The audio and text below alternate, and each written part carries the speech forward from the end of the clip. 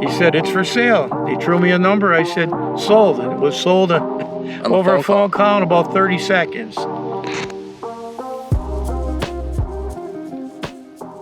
Okay, what we have here is a 1965 Cobra Backdraft. It's got a Roush 402 racing engine in it, and it's always been my dream car. I started off with a Cobra back when I was 25, first one I ever got. My buddy Danny and I went to pick it up and we were driving it home, and he got on it very hard, and the plate flew right off the car, went flying back about a half a mile behind us. We had to slow down and turn around and go get the plate. So I brought the car home, and at 25 years old, I couldn't believe it was in my garage. I actually had to go down and look every now and then to make sure it was still there. 20 Cobras later, I've had every kit you can imagine. Factory 5, Shell Valley, ERA, Contemporary, Super Performance, and this is my first Backdraft. After driving all the other ones, they were nice cars. I really like the Backdraft. It's got a lot more leg room, the BMW suspension, the Roush motor, power steering, 4-wheel power disc brakes. The car is a pleasure to drive and performs unbelievable. This is my son Kyle. He likes the newer stuff. I'm still old school. So the story on this one, we were looking at a couple Corvettes at one of our buddies' shops, and it was at the shop, and we walked in, and my dad asked if the Cobra was for sale because he does love his Cobras. Anytime we see something that we like, we always ask, is it for sale? And usually the answer we get is everything is for sale. So our buddy called up the owner of the car, and it turned out to be somebody that my dad used to work with way back. You want to touch on that a little bit? Yeah, I worked with the guy probably 25, 30 years ago. He was a boss, a supervisor. I was a worker, and he was a car guy. We got to be good friends. I sold him a few cars. Actually sold them to him, bought them back, helped him sell them when he was ready to get rid of them. I seen the guy at the shop's phone, the name on there, and I said, oh my God, it's that Dave. And he's yelling, who's that? Is that in the background? Is that Fred? And I said, yeah. And he goes, what do you want? I said, I want to buy your Cobra. He said, it's for sale. He threw me a number. I said, sold. It was sold over a phone call in about 30 seconds. So you just, you really never know. We went up looking for something, and you come home and you bought something else, and that happens a lot more than you think. Yeah, you never know when the next one's going to come along. But I tell him, there's always another one coming down the road. And how about, you mentioned Danny, how about the time that you were going to buy the real Cobra? Yeah, we found a real 427 Cobra with only a few hundred miles, was one of the 7 missing up in Montrose, Pennsylvania. Local. And it was the real deal.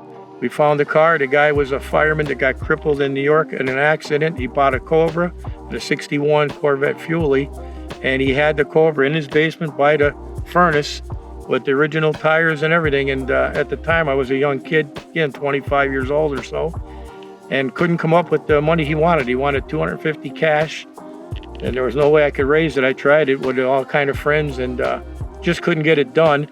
And the sad part was we could have sold it. We called Barrett Jackson. They said, if you got that car and you can bring it here, we'll get you 430 grand for it. But needless to say, the word got out, and a big collector from Maryland wound up buying the car, and he got the car. But that's just a story. But that was a real 427 Shelby Cobra, one of 7 of the ones that were missing, unaccounted for. So I think a lot of people have questions on the kit cars. What makes the Backdraft different from all these other kits? Backdraft is made in South Africa. It's factory made. It's got all BMW suspension. It's a complete roller. When you get it, you can actually get it with a full drivetrain. This particular one came in, and Suncoast Motors put the motor and the 5-speed Tremec trans in it. So it's, you know, you're getting a professionally built car. You don't know on a kit. I mean, there's great builders out there, but there's a lot of guys that do it in their backyard. And when you got that kind of horsepower and speed, I'd like to know somebody did it that knew what they were doing.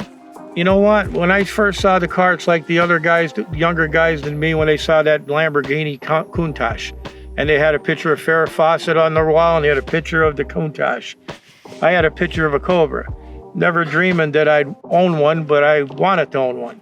And I just, you know, kept thinking someday I'll own it. And the opportunity came, and I had enough money to get it, and I bought one. And ever since then, Whenever I get rid of one, I look for another one. Been done good on every one? Yeah, I've done well on every one of them. It seems like it's like a Corvette. It's somebody's dream car. Two cars that most people want to own someday is a Corvette and the Cobra.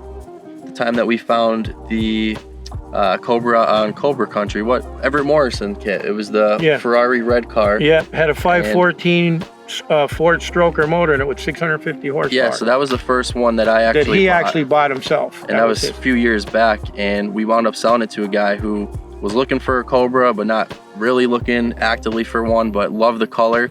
Asked us if the color was Ferrari red. He was going to buy it because he owned the Ferrari collection, bunch of Ferraris. So he wanted a Ferrari red, and the car was, and it had the 514 Ford Stroker motor, 650 horse. And I told the guy, he was a younger guy, and I told him, I said, when you get the car, be very careful with the car till you get used to driving it, because these things will come right around on you. They're overpowered. And he didn't want to hear it because he's like, oh, I drive the Ferraris, I'm used to all that. And he didn't want to take the warning. Yeah, he didn't want to pay attention. But anyway, to make a long story short, he bought the car. We didn't hear from him for about 3 months. It was a long time. A long time. And then he calls me up one day and says, Fred, I need a favor. I said, what's that? He said, I need an appraisal on that car I bought off you a few months ago. I said, why? What's the matter? He said, well, the insurance wants an appraisal on the car, what it was worth, what I paid you. He said, I totaled the car out the first day I got it. He said, matter of fact, he said, I actually smashed one of my Ferraris in my driveway fooling around with that Cobra. He said, I didn't have the nerve to call you and tell you because I did it the first day and you told me. He said, but now I need it because I got to get that paperwork to get my money from the insurance company. But he said, I called Everett Morrison up. They came and looked at it. It's totaled. It can't be fixed.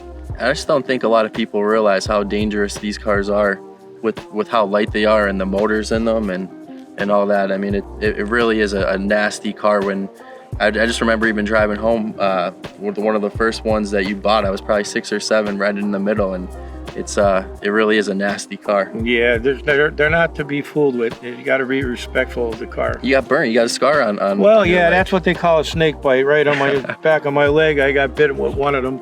On the side exhaust, they're about 1,500 degrees, and I was stupid enough to wear shorts like I am today, and when it hits, it just sticks like a steak sizzling on a grill. But you'll learn after a while. You'll learn to be a lot more careful when you get in and out of them when they're hot. You got the snake bite from the Cobra. Yeah, that's what it is. You're branded. You're branded with it.